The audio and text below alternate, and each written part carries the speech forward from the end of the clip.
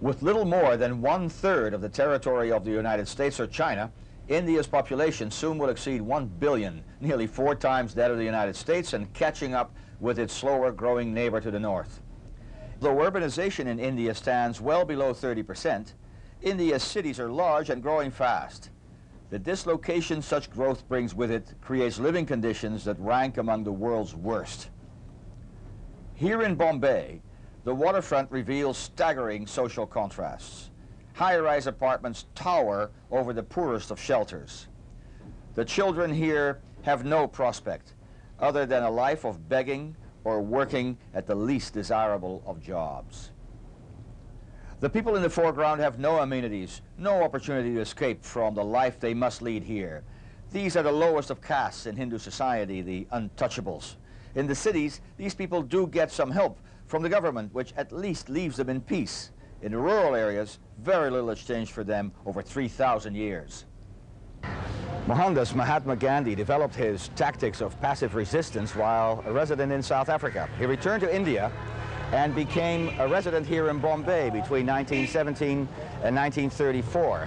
From here, he launched the civil disobedience campaign that eventually led to the British departing from India in the 1940s. It was always Gandhi's objective to improve the condition of India and its least fortunate citizens. Mahatma Gandhi worked tirelessly for the independence of his country from British colonialism. His campaign of civil disobedience changed the political landscape here. But he had another campaign, and that was on behalf of the untouchables, the people of lowest caste in Indian Hindu society. His assassination, in fact, resulted directly from that campaign. A Hindu fundamentalist, a Hindu nationalist, caused his death.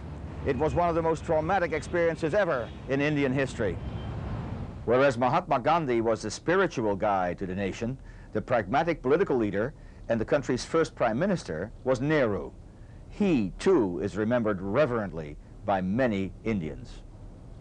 Classes meet regularly at the foot of the statue that commemorates his leadership of India through its critical transition, a transition that is memorialized on Bombay's waterfront.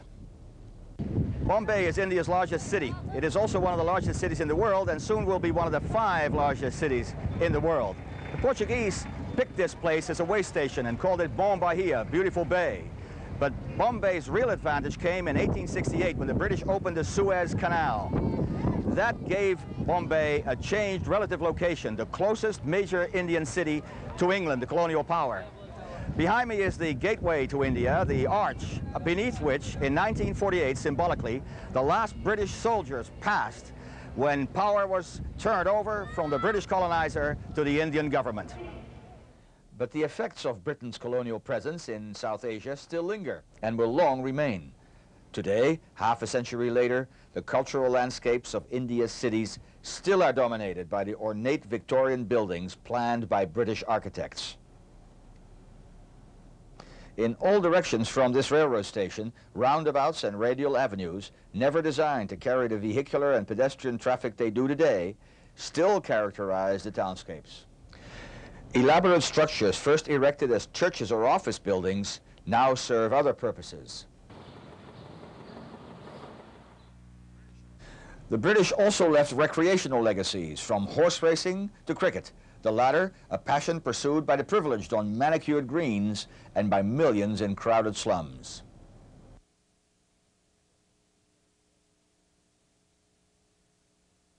The incredible scene at the washing ghats, where hundreds of cleaners toil day and night in murky water to do Bombay's laundry, is virtually unchanged from colonial times.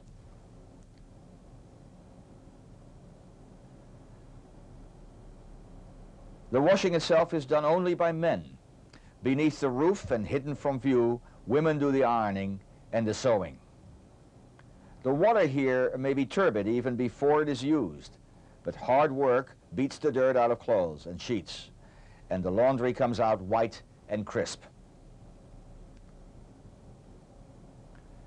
Wages here amount to less than $2 a day, but for people of lower caste, these are coveted jobs.